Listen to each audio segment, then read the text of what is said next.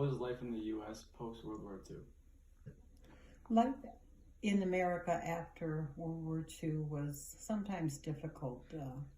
My parents and myself were considered immigrants, and sometimes being labeled as an immigrant caused many Americans to not hate but didn't like immigrants coming into their lives, taking jobs away and resources away because immigrants were allowed to live in America. To be safer, we lived in a community of Ukrainian people. I went to high school and grade school as a Ukrainian, spoke the language and learned English as well. But in the end, life was much better. My mother had 4 children, and all 4 of us went to college. We prosperous in the United States, and we all live a happy and healthy life. So life is good. How did World War II change your family's life? World War II changed my family's life forever. My mother eventually found out that her sister and mother were both died during this time due to starvation. My father, brothers that he lost touch with them, and they were dispersed to many different countries. He lost touch for 40 years and did not find them until years and years later. World War II displaced many people. It put fear into them. It gave them an unknown feeling of they didn't know where they belonged. They didn't know where they were going and what was going to happen to them. It also killed many people. I mean, millions and millions of people died. People who lost their lives, and in the end, they didn't have a reason for living sometimes. It also, the destruction was just astronomical. Many people, many places were devastated. Loss of revenue, loss of the cost of war was so tremendous. So in the end, I'm not sure if anybody won the war.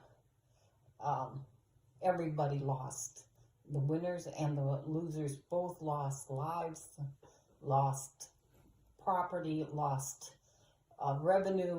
The economy was just at the lowest level that ever was. I'm not sure. How was your journey to the U.S.? Go. What's the difference between living in the U.S. and Eastern Europe? Our journey to the United States came in 1950 when we were notified that there was a farmer in Michigan that was willing to pay for our trip from Germany to the United States. We were to be indentured to him and work on the farm, on his farm, until we paid our debt. We traveled by boat and arrived to Ellis Island, which then we were transferred by railroad to come to Michigan, and arrived at the Michigan Central Station.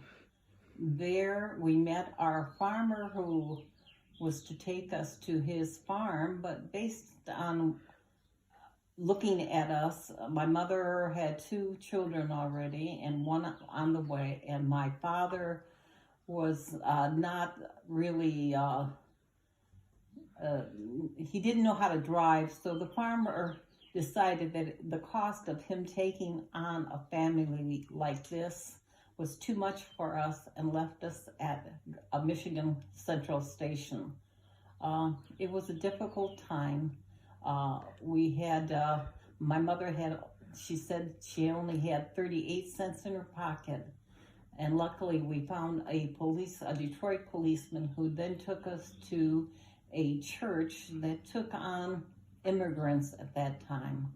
We were able to live there for a few weeks until they helped my father find a job, and my mother eventually, through the agency, helped by the church, find a home that allowed us to live, and my father worked. And that's how we arrived into the United States. Very good. There are many differences between between the U.S. and Eastern Europe. Some of them are freedom of choice. You have a choice in what you want to do in life. You have a freedom to speak whatever you want. You can say anything you want to say. You have a freedom of religion. Nobody will hold you against what your faith should be and how to express your faith. And you have freedom to control your life to what you want to do in life, so that you can prosper and get what you deserve in the United States. The more you work, the more harder you project your needs and wants, the more you will receive in the end. So life is much better in the U.S. Because of all the freedoms we have. Very good.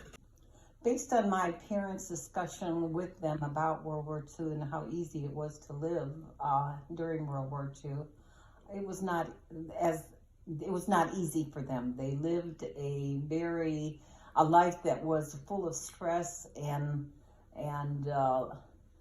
worry about what was going to happen tomorrow, today, the next day. They always feared for their lives. They constantly were told what to do, when to do, how to do it. And in order to survive, they had to say and do whatever the Germans wanted them to say. A perfect example of this is when my father told me a story about him being that he was a Christian and a devout Christian, in that he did not believe that he should work on Sundays, because he figured that was the Lord's day. And so being a Christian, he didn't go to work on Sunday. Well, that was not prohibited in Germany.